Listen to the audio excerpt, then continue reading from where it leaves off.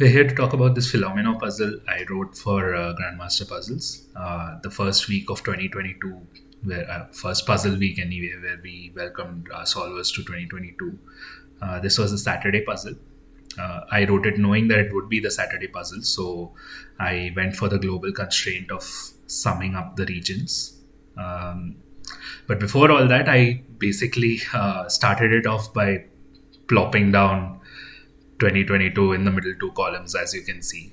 That was I I just put that in, penciled it in to kind of start thinking from there, and I realized pretty quickly that if I could force the 22 to be, if I could force a lot, basically force the 22 to be just one region, and bring it around an area like this, then it would also force a block uh, this side and like a block in between vertically.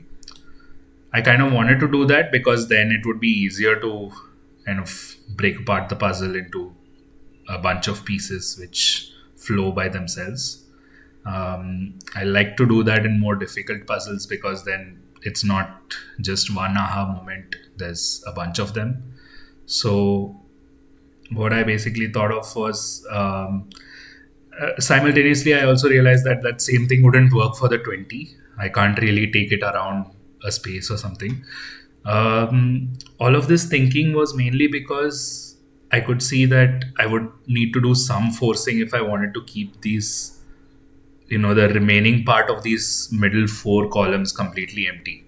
So, as in unclude.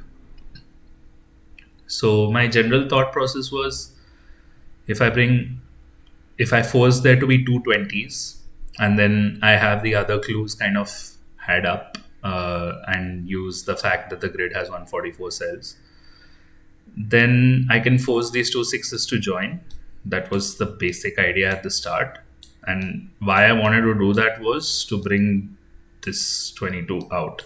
So that the moment I did that, you would basically have, it would immediately form a kind of shape like this roughly, which would allow me to build something here, and coming out to kind of make it all work.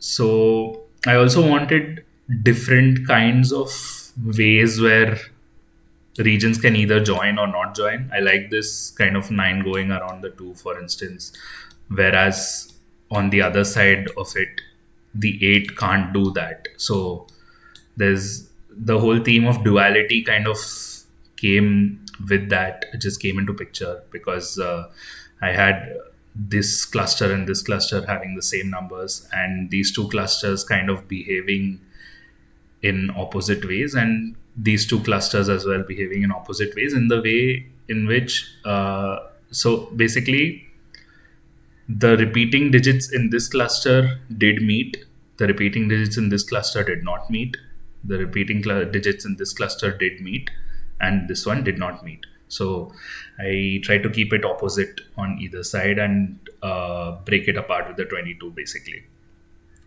So in trying to do all this, there were a bunch of iterations to this puzzle. So first of all, I had actually, so this is probably the earliest iteration I have. Where we what I did was, I changed from this for two reasons. One reason was I realized that the 22 was basically making this shape, and if it was just flipped it would look like a question mark, and I like that a little more. That's just pure vanity. The other reason I changed it was because I thought of the kind of the duality which I explained before over here, later, and I realized that this group wasn't giving me that. So I tweaked it around for that. And um, so lastly, I just wanted to make sure that uh, it's not an exact 144. I didn't want it to be exactly that because I wanted some part of it at the at the midway point to be that, oh, you found that one hidden polyomino, and then it just you know and then that actually helped. So ideally, what how the solve goes is you use this area to find that one hidden polyomino, which is, I think it's here, and that makes this side way more doable. So I wanted it to kind of be, if it was just 144, then it would just be you find it out once and it's done. But this was kind of a midway checkpoint as well to kind of go to the left. So this was the whole process. This is like everything that I tried to do with this puzzle. I hope you all enjoyed the puzzle.